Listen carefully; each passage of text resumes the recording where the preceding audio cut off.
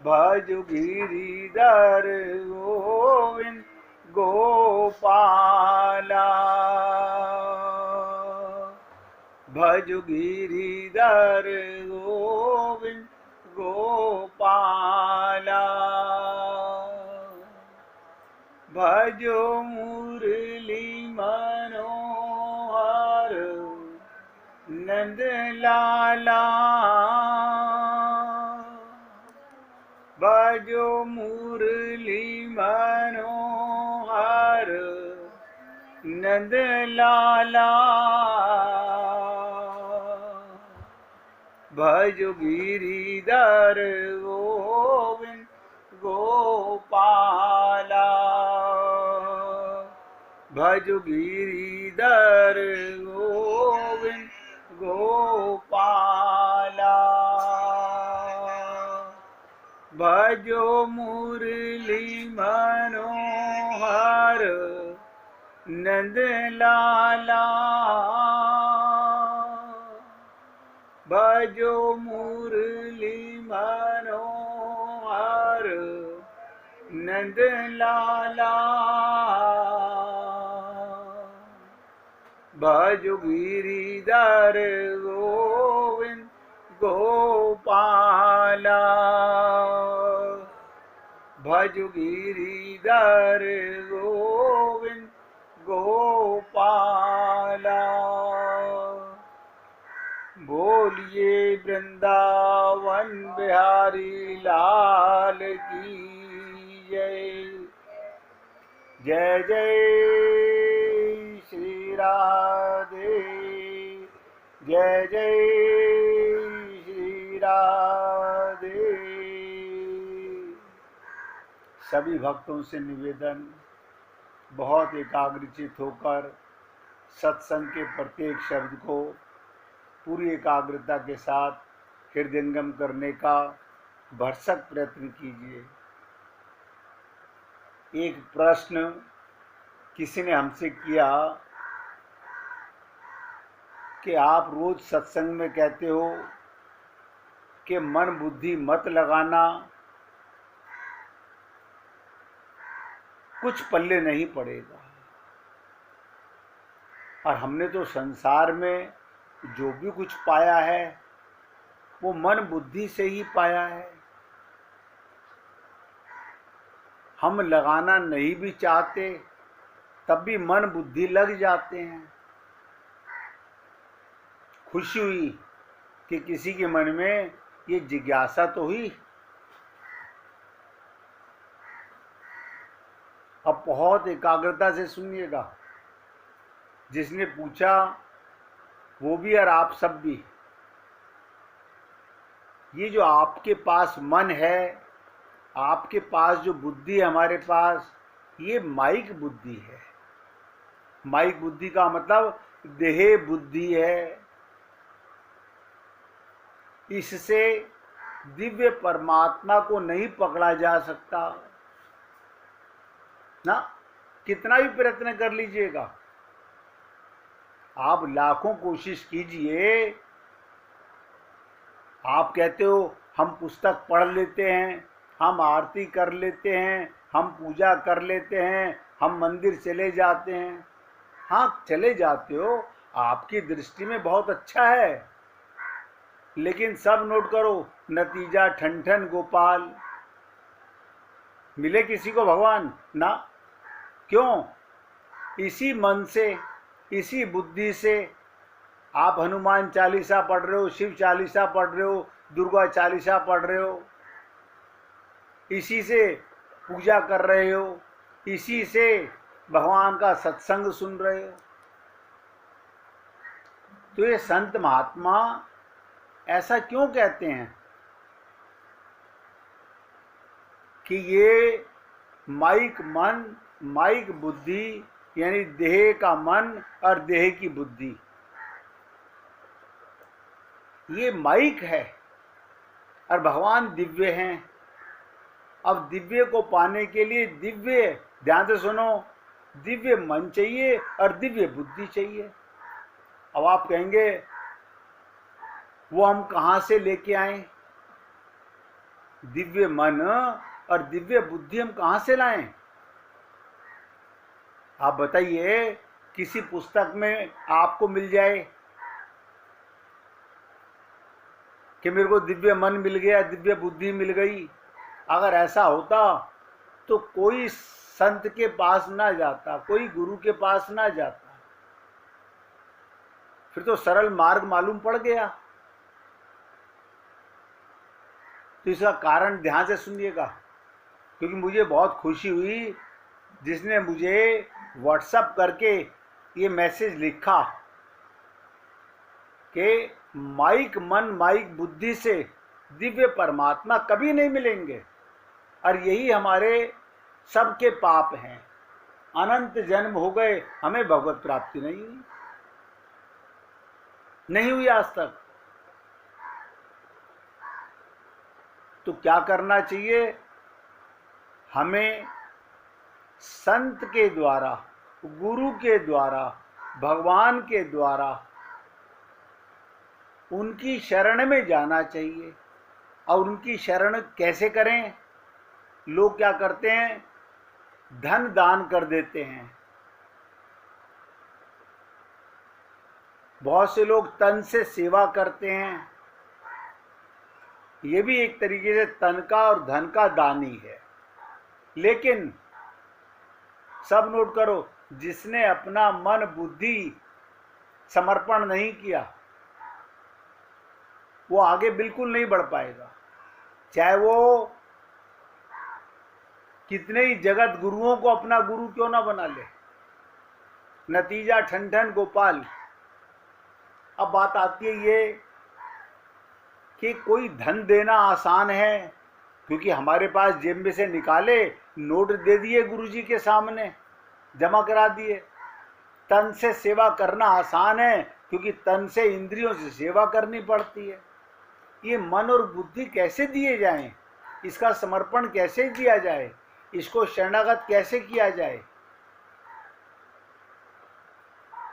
हमें आज तक तत्व ज्ञान क्यों नहीं हो सका? हमने अपने को कितना ही गुरु समझाए, अपने को देही माना, शरीर माना। आप देखिए, आपको सुनते हुए कितने वर्ष हो गए सत्संग। अब आप अपने अंदर ही, अपने हृदय में झांक कर देख लीजिए, पूछ लीजिए, मैं स्त्री हूं या पुरुष हूं? आपको पता चल जाएगा। मैं शरीर हूं या आत्मा हूं, पता चल जाएगा। आप कहोगे नहीं, थ्योरेटिकल तो मैं आत्मा हूं और प्रैक्टिकल मैं स्त्री और पुरुष हूं। यही पाप है। तो जो गुरु कहते हैं, प्रभु कहते हैं, मन बुद्धि का समर्पण, वो कैसे करना होता है? कहीं से मन लाना होता है ना, कहीं से बुद्धि लानी होती है ना। मन बुद्धि हमने कभी देखी तो है नहीं। आप बताइए, आपसे अगर ये भी कहा जाए एक आंख दे दीजिए गुरुजी को, आप कहेंगे चल जो होगी देखी जाएगी। एक हाथ दे दीजिए, कटवा के दे देते हैं। ये मन कैसे दे दें? ये बुद्धि कैसे दे दें? और कमाल की बात है, कोई पूछता भी नहीं है। वो सोचते हैं कहीं ऐसा ना हम पूछ के बेवकूफ बन जाएं। यही तो हमारी गलती, हम पूछते नहीं है।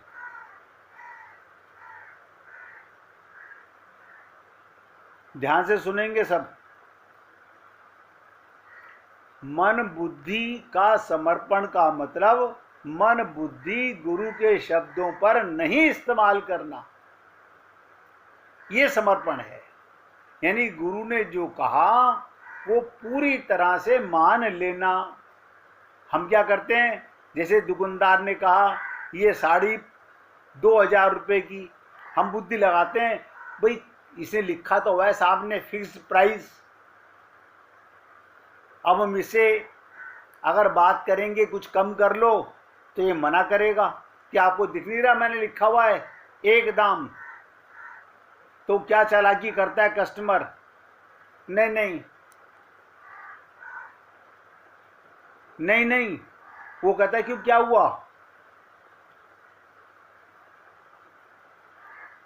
दुकानदार पूछता है क्या हुआ, बोले नहीं महंगी बहुत है, बस इतना कहता है। बोले मैंने तो नहीं कहा आपसे कम कर लो पैसे, क्योंकि आपने लिखा हुआ फिक्स प्राइस। तो इतने चालाक हैं हम, दुकानदार के लिखने के बाद भी ये बोलते हैं कि महंगी लग रही है हमें इसलिए नहीं ले रहे। तो दुकानदार भी सोचता है बोनी के टाइम पर आए हैं, मैंने लिख रखा है कि लोग ना पूछें, मुझ पर विश्वास करें, वो भी धोखेबाज है। व्यापारी भी दूध के धुले नहीं होते, 99% बेईमान होते हैं, 99%। अब वो क्या कहता है, आप कितने की लेना चाहते हो? अब आपने कहा हम तो 1800 रुपये की लेना चाहते हैं। अब वो कहता है मेरे को 50% बच रहा था, कोई बात नहीं 10% कम बच जाएगा। वो कहता है आप बोनी के टाइम आए हैं। और ध्यान से सुनिएगा, एक दुकानदार आने वाले 10 ग्राहकों को यही शब्द बोलता है, आप बोनी के समय आए हैं, अब मैं आपको दे रहा हूं। और हम समझते हैं हम दुकानदार को ठग लाए, और दुकानदार समझता है मैंने इसको बेवकूफ़ बना दिया। ये है माया का संसार, यहाँ मन बुद्धि चलती है, लेकिन गुरु और भगवान के सामने नहीं चलती, नहीं चलती। तो क्या करना है, मन बुद्धि नहीं लगाना। अब आप कहोगे ऐसी कोई जगह जहां हम नहीं लगाते, मैं बता देता हूं। जहां आपके पास मन है, आपके पास बुद्धि है, आप नहीं लगाते। आप हकीम जी के पास गए, नाड़ी वैद्य के पास गए, डॉक्टर के पास गए, उसने कहा ये बीमारी है आपको, ये दवा है और ये परहेज है, ये दवा है और ये परहेज है। हाँ बताओ, उस दवा पर चाहे उसने चूर्ण की पुड़िया बांध के दे दी हो आपको, आप पूरा विश्वास कर लेते और मन बुद्धि नहीं लगाते। कारण क्या है, वहां पर आप शरीर को स्वस्थ करना चाहते हैं। कारण भी बता रहा हूं, वहां पर आप शरीर को स्वस्थ करना चाहते हैं, लेकिन हमें आज तक ये पता ही नहीं कि भगवत प्राप्ति किसको कहते हैं। हम तो कहते हैं मंदिर में आ गए, बिहारी जी के दर्शन कर लिए तो हो तो गए, मिल तो गए भगवान। अब एक फोटो खरीद लिया हमने वृंदावन से, ले जा करके अपने मंदिर में लगा लिया, मूर्ति खरीद ली, वो अपने मंदिर में विराजमान कर ली, उनकी पोशाकें खरीद ली, थोड़ी ज्वेलरी खरीद ली, अब हम रोज सेवा कर लेंगे, अब हमें तो मिल गए भगवान। इसे मिला हुआ कहते हैं। आप बताइए, इसलिए पूरी एकाग्रता से समझिएगा, गुरु के शब्दों पर भी मन बुद्धि नहीं लगाना, नहीं लगाना, जो कहा पूरा का पूरा मानना। जैसे डॉक्टर के नहीं लगाते, वकील के पास जाते हो, वकील कहता है जो तुमने बताया वो तो ठीक, लेकिन मैं जो तुम्हें बता रहा हूं, अब तुम्हें पुलिस स्टेशन में जाके ये बोलना है, कोर्ट में ये बोलना है। सारे समझदार पढ़े लिखे, देखिएगा, पढ़े लिखे समझदार वकील की बात को मानते हैं, वहां जाके ये नहीं कहते मैं सच बोलूंगा, वहां बुद्धि नहीं लगाते। और तीसरा एग्जाम्पल सुन लीजिएगा, आप जब ब्राह्मण आपके यहाँ पूजा कराने आता है घरों में, कोई बुद्धि नहीं लगाता, बस मन ही मन में अब हमारी कामना पूरी हो जाएगी।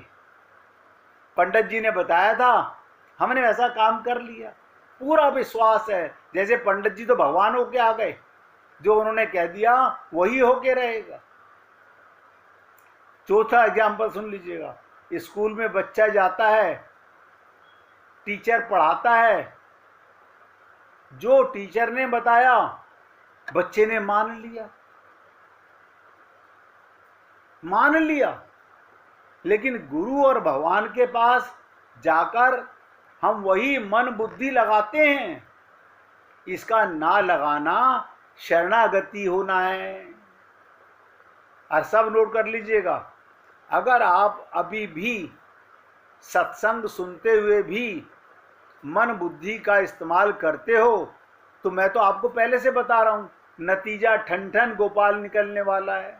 कुछ हाथ नहीं लगेगा, कुछ हाथ नहीं लगेगा। एक कथा के माध्यम से समझ लीजिएगा। वृंदावन में एक भक्त को बिहारी जी के दर्शन नहीं हुए।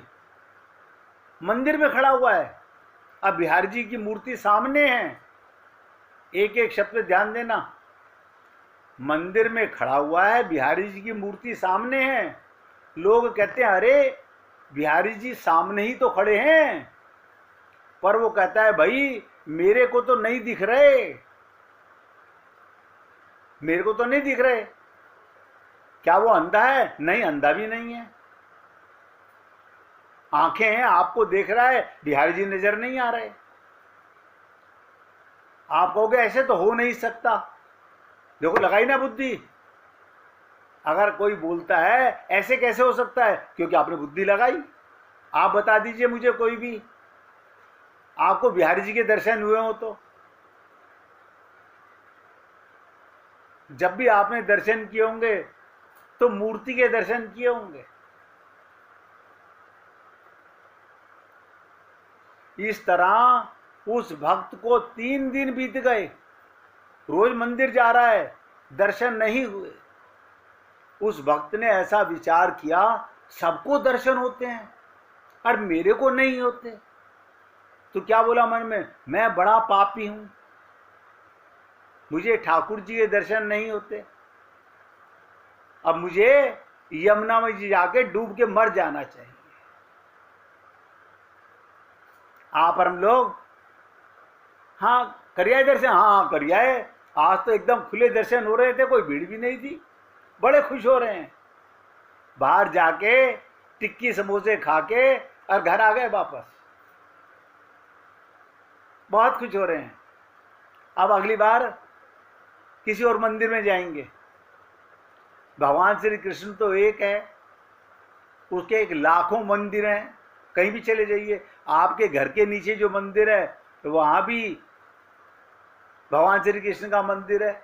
लेकिन आपको क्या लगता है, नहीं नहीं वो बिहारी जी का मंदिर तो सिद्ध मंदिर है, वो हनुमान जी का मंदिर तो सिद्ध मंदिर है। मतलब भगवान भी सही और दोगले होते हैं, भगवान भी छोटे और बड़े होते हैं। मैंने अनंत बार आप लोगों से कहा, आपके घर में जिन्हें आप अर्चा विग्रह मूर्ति बना के स्थापित करते हो, उनमें ही तिरुपति बालाजी हैं, उन्हीं में बाके बिहारी हैं, उन्हीं में द्वारकाधीश हैं। लेकिन ऐसा मन नहीं मानता, क्योंकि मन पापी है ना। ये मैं तो खरीद के लाया था, तो बिहारी जी क्या बिकते हैं? मैं तो मूर्ति खरीद के लाया था। अब ध्यान से सुनो, उसने क्या सोचा, मुझे तो यमुना में डूब के मर जाना चाहिए।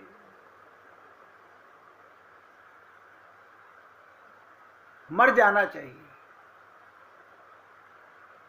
ऐसा विचार करके रात्रि के समय वो व्यक्ति यमुना जी की तरफ चला।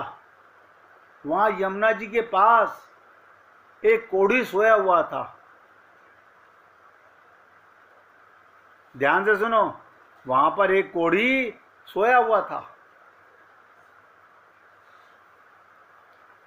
उसको भगवान ने स्वप्न में कहा, अभी यहां पर जो आदमी आएगा उसको तुम पैर पकड़ लेना। क्या कहा? जब वो यमुना पे डूबने गया तो वहां एक कोढ़ी सोया हुआ था यमुना जी पर। उसको भगवान ने कहा, यहां भी एक आदमी आएगा डूबने के लिए, तुम उसके पैर पकड़ लेना।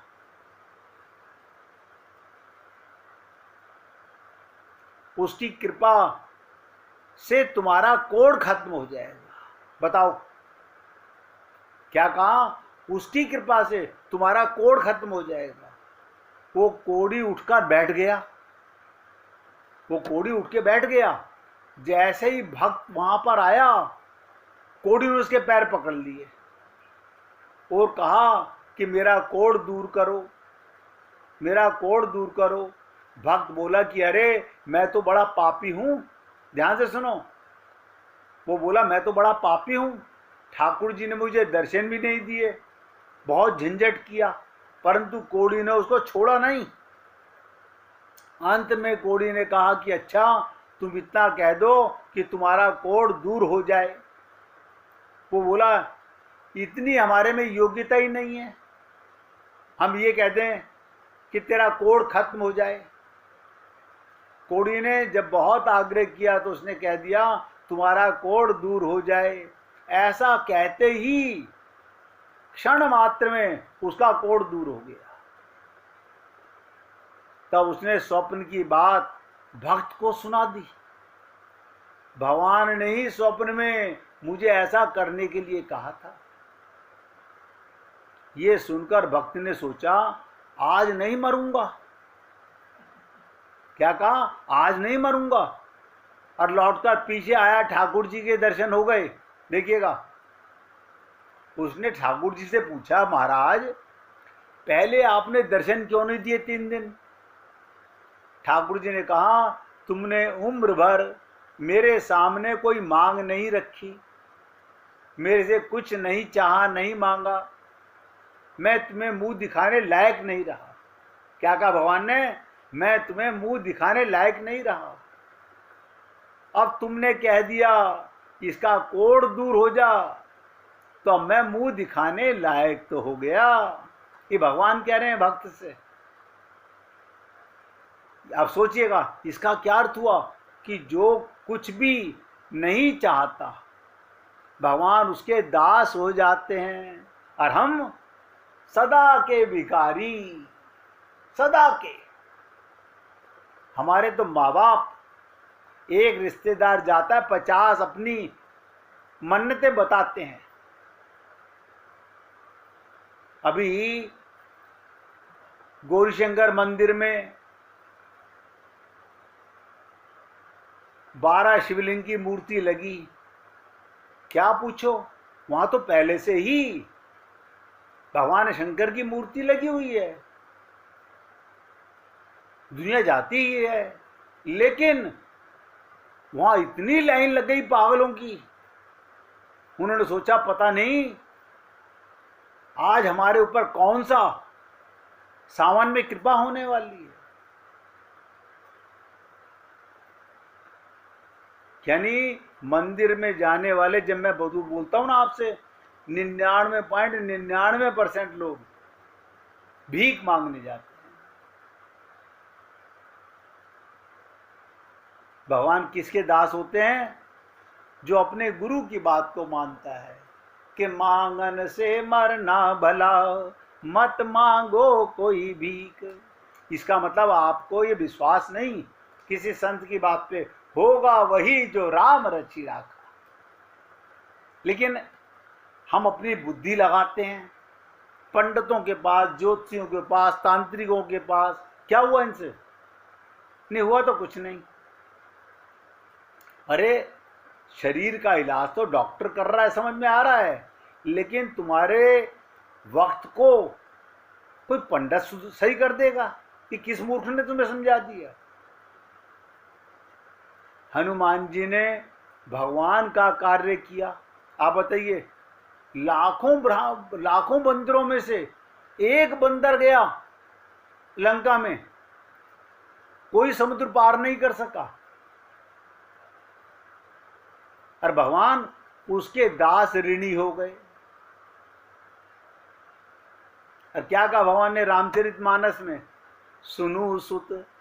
बताओ, कह रहे हैं बेटा सुनो, सुनु सुत तो ही उरिन में नाही।